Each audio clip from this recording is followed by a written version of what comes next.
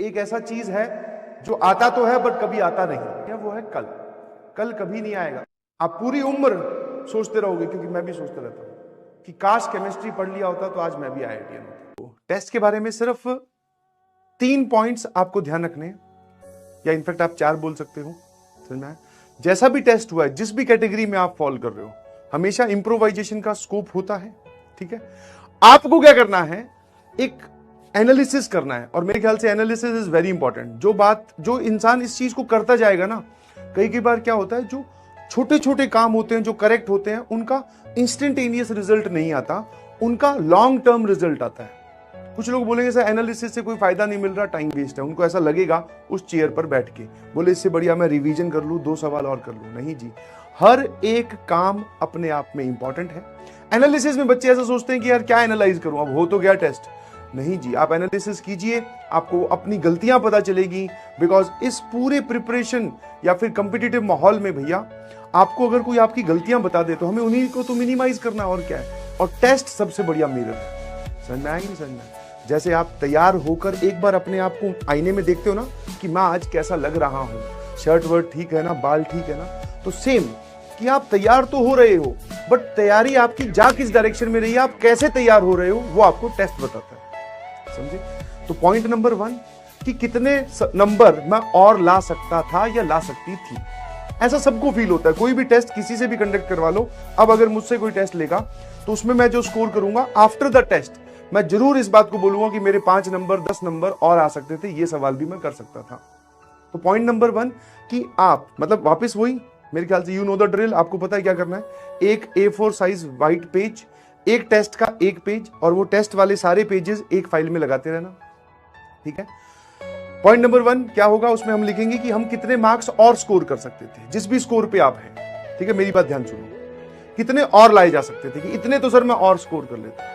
Point number 2, physics chemistry math तीनों में आसान सवाल के क्वेश्चन नंबर लिखने।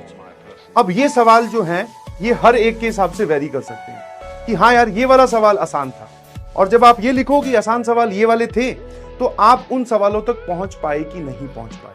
Because easy question first is the main tagline, जिसकी बेसिस पर आप अच्छा स्कोर कर सकते हो। हमें पता तो हो कि इजी क्वेश्चन कौन से हैं। चलो पेपर के अंदर नहीं जज कर सकते, पेपर से बाहर आके तो कर ही सकते हो कि हाँ यार ये सवाल नंबर 1, सवाल नंबर 7, सवाल नंबर 18 ये आसान थे। 3 ही सवाल निकले, चलो मान लो गणित में। क्या मैंने सबसे पहले वो अटेम्प्ट किए? तो आंसर इज सर यस और नो, वो तुम डिसाइड करोगे। इजी क्वेश्चंस कौन से थे, उनके क्वेश्चन नंबर लिख लेना।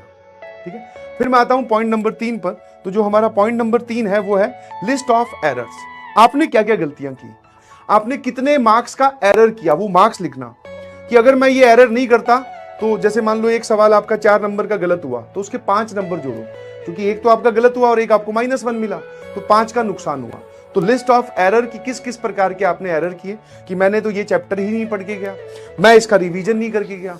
और भाई साहब जिन्होंने टेस्ट नहीं दिया है वो तो ब्लंडर कर रहे हैं, बिलीव मी। ठीक है, ये सोचना कि मेरी एक दिन अच्छे से प्रिपरेशन हो जाएगी, मैं रिवाइज कर लूंगा, मेरा बैकलॉग खत्म हो जाएगा, फिर मैं टेस्ट दूंगा, तो ये सोच कभी पूरी नहीं होगी बेटा। एक ऐसा चीज है जो आता तो है बट कभी आता नहीं। ठीक है, हाँ या ना, जो आता तो है पर कभी आता नहीं है, वो है कल।